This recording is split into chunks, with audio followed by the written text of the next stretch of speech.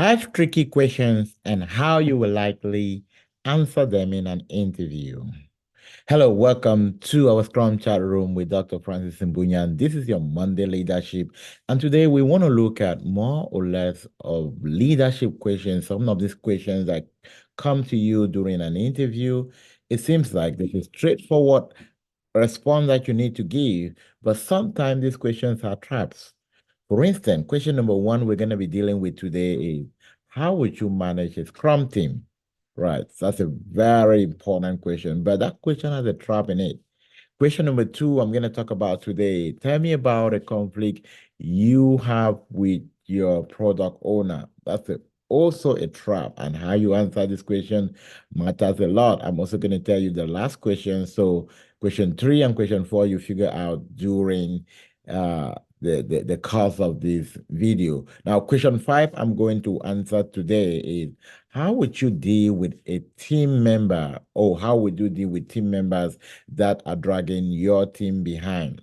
All right. So if you're new here, make sure you're hitting the subscribe button and also make sure you like. Why? Because subsequent videos will easily just show up to you. And if you're not subscribing, you're missing out on a lot, especially on our Thursday leadership and also live session where we are committed to bring on board those who actually know it, those who have been doing it, and you can ask for their perspective. So don't miss it. Thursday, 6 p.m. Central Time, we are going to have another live session this week. But without wasting so much time, let us go straight into our leadership questions for today. So the first question we're going to be dealing with today is, how would you manage a Scrum team? All right. Thank you very much. That's a great question. But before we answer that question, I wanted to look at a couple of traps that you find in that question. Number one trap you find in that question is, how would you manage a Scrum team? So, number one, as a Scrum Master, you don't manage, right? As a Scrum Master, the management power is taken away from you. That's why you are called a coach, right? So, another name for a Scrum Master is a team coach. So you're like, oh, wow, that's a great question. Now, most often I rather don't use the word manage because my goal is to partner with my team to make sure that we deliver value to our customer. So as a Scrum Master, I look for various ways to collaborate. And in terms of enforcing this collaboration, I use different techniques like teaching, coaching, facilitating, and mentoring. And I look at my team members as partners. And if I look at them as partners, it means that we are collaborators and I don't have to manage them. Right. So if you answer this question by like, oh, I manage my team members by making sure that now you are already taking out the aspect of servant leadership from that question, which shows that you definitely don't understand how to collaborate with a team. Now, let's go to question number two. Question number two says, tell me about a conflict you have with your product owner. Now, why is this question very tricky? It's very tricky. Number one, in most of the interviews, you will have product owners who are part of the panel interviewing you. And most often, a lot of people will say, oh, I remember a time I had a disagreement, we're arguing on a story point and all of that. This might be right, but the reason you don't want to come through like that in an interview is because you don't know who is sitting there. Secondly, you don't consider conflict as a leader, you don't consider conflict as maybe things that you're proud of, right? So in most of the cases, the way to approach this question is like, oh, that's a great question. I would rather would not really say I have had conflict with my product owner, but then it's okay to sometimes disagree because we're looking at stuff from different perspective, right? I remember when we had to come to an agreement on how to actually estimate stories, what approach we should use in estimating stories.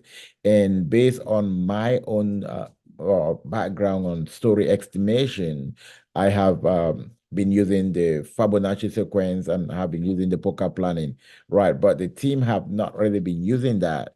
And now when introduced this method, it was more of, oh, this is what we have been doing. But then you're introducing the poker planning, which was kind of okay. For me, this wasn't a conflict, it was more of, oh, wow, can you share with me what the team has been doing? Now we look at their method. Their method was just like, okay, let the team just put an answer. Let the person who is working on the story put a number there, and we go from there. And now you're now telling us that, okay, someone, everybody need to be part of it. Right. So, and that was like, oh, wow. Yeah, I believe that the person who is doing the story is the most knowledgeable, which is why I don't disagree with what you're doing, right? But then just imagine uh, a position where other people have to put in their opinion, right? It get other to learn from what others are doing, so that if Peter is not there tomorrow, we cannot say, oh, Peter, you can't we can assign a story because Peter is not there. Everyone understand the baseline for estimation. Now, I want you to notice the way I tweak that question. I use that question, I bring a scenario which is an authentic scenario to show them how I'm going to bring value to the team. So this is definitely not a conflict. I kind of pick a scenario that kind of helped me to show how part of what I do, or I collaborate with the entire team rather than just focusing on the product owner. Okay. Question number three. What would you do if management asks you to implement a policy that doesn't align with Agile principle? This is a good one. I like this one. All right. That's a very tricky question. Now, the first thing, the way to approach this question, number one, is first of all to help them understand why sometimes management will not see things the way you see it, right? Like, okay, I think it's okay for management to request such demand. The first thing is that as a Scrum Master, I am the expert, right? So management will not see things the way me and my team we are seeing that. But I believe if that happen, it's an opportunity for us to collaborate and understand what we are asking from each other. I'll give you a clear example. Now, I work with teams sometimes that matrices were not really helping them because they did not really have coordinated way on how information flow to the team. So they were more like an intervention team. But then management has implemented matrices that all cut across the whole company. Although this was not really helping my team based on the way they were actually implementing work, I had to still do this. Why? Because these were standard at which management is going to have to do what? Evaluate the entire team. So if I've actually exempted my team from it, I'll be disobeying management. But then if I look at the agile principle, this would definitely not really help my team that much, right? But then I had to play a balance. So management most often will not just come up with things that are not useful, but there's always a rationale behind that help them get better in implementing their policy. So it's always a balance. It's not a no, it's not a yes. It's about understanding what they're doing and about finding a middle line where we can all draw really benefit out of it. Now, you see, these questions also is like, oh, if it's against agile, we cannot implement that because it's not going to give us the matrices and all of that. They are looking to see if you can implement leadership quality rather than saying, oh, if it's not agile, we can't do it. If it's not this, we can do it. If it's not this, it doesn't work. All right, definitely. We are the third question. And at this particular point, if you kind of feel like, you know what, this is the kind of knowledge I need, you want to reach out to us with the number you see on the screen, like, you know what, I need help. I've been struggling. I need help. I need to know how to deal with this stuff. And this is the stuff that stands you out in an interview, right? And we'll be able to help you. We have an amazing community of practice that will not just help you learn how to answer this question, but help you have hand-on practice and help you really stand out and make sure that you go through this with a lot of ease, right? Now, for a lot of people, you often feel like, you know what, I don't think I need this. I just need A, B, C, D. No. Even for those who are working, you realize that you need to constantly be in practice. You need to be in an environment where you can share ideas with people. Imagine within our community, we meet almost every day. So imagine being in a community where you're not just bent out on your own, but then you're constantly bouncing out idea with people. It makes you stand out really, really, really great, right? So if you need help, please reach out and we are going to look at how we can help you. Now, let's go to our question number 4 for today. So, question number 4, tell me about a time you fail your team. All right, this is also a very tricky question.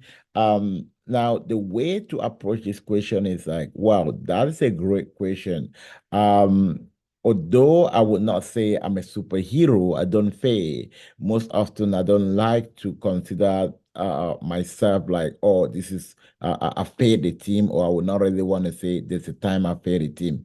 Number one, what I try to see as a leader is every opportunity that things did not go well is an opportunity for you to learn and to improve on your skills. Now, I'll give you a scenario that happened where I was able to really learn and improve. And this scenario happened because I was working with a very flexible teams, right? And with some of my team members, the way they were structured was not really favorable with the team. Most of the meetings they could not attend because they were supporting some of applications that need urgent intervention. So they could be pulled out by management at any time T to attend any meeting somewhere. Now, because I did not take out enough time at the beginning to understand who was who and how they support the application and what other application they supported, most often within my first phase, I'll try to have one-on-one session with them and kind of trying to educate them why attending meetings are important and all of that. But I got to learn that, oh yeah, it's not really because they don't like to attend this meeting, it's because of the nature of their work. Now, getting to learn about this better helped me more or less understand how to be able to better protect them in sessions where they were not able to attend, right? But proud to kind of really sitting down with them and getting this deep knowledge, I was just like, okay, some of our team members are not here, so I'll reach out to them later and find out what happened, right? Now, with this kind of pre-knowledge, the way I collaborated with the team actually changed. And also sharing this with other team members and helping them become aware that, oh, this is the scenario. It also helps people to stay committed without feeling discouraged that others are not coming to the event and there's nothing we're doing with it. Right. Now, the reason why I answer this question this way, although it doesn't really kind of push through to say that, oh, this is the time I fail. When questions are asked to you, you need to be tricky the way you answer them, right? It's an opportunity for you to demonstrate that you definitely know what you're doing, right? But you also agree with me that you will not be able to kind of go flexible the way I am going if you've not really been in a Ray environment, a Ray scenario, which is the reason why I always tell you, hey, come to our community of practice. Why? Because we set teams as Scrum teams and you're able to see you have your Scrum team, your team member are not participating. You could tell the reason why they're not participating. You do your product demo, or you do your spring demo or spring review. You have feedback from management. The same scenario you'll find at work.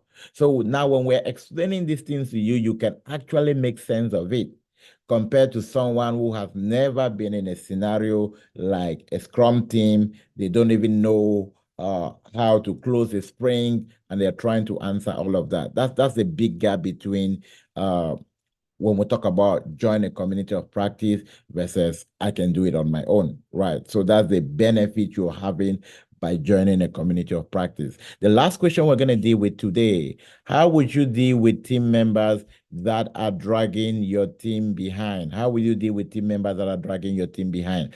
Why is this also a leadership question? This is a leadership question because they want to see how you are going to collaborate with people. Now, in a team, the reason why we say it's a team because not everybody is going to be on the same spot. Not everybody is going to be work at a very fast pace. So this is where you bring in your coaching technique to enable collaboration across the different team and also to ensure that you enforce your team to be what we call T-shaped team or cross-functional.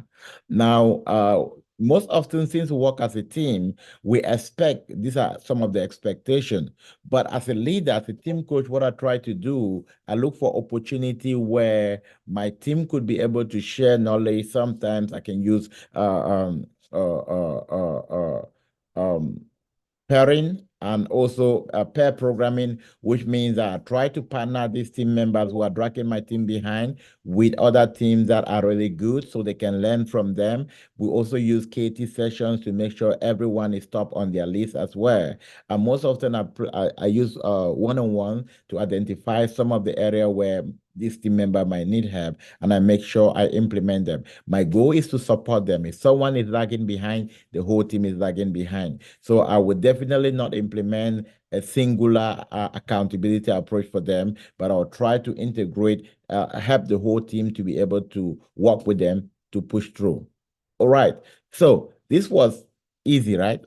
But some maybe it wasn't easy for you. But then the reason why we're able to kind of just flow in a very smooth way is because of the practice. It's not because I'm smarter than you, right? It's the reason why I always emphasize don't waste all your time listening to online video and try to figure out. Join a community of practice that will help you. Trust me, the reward you are going to get is nothing compared to the financial investment you will make.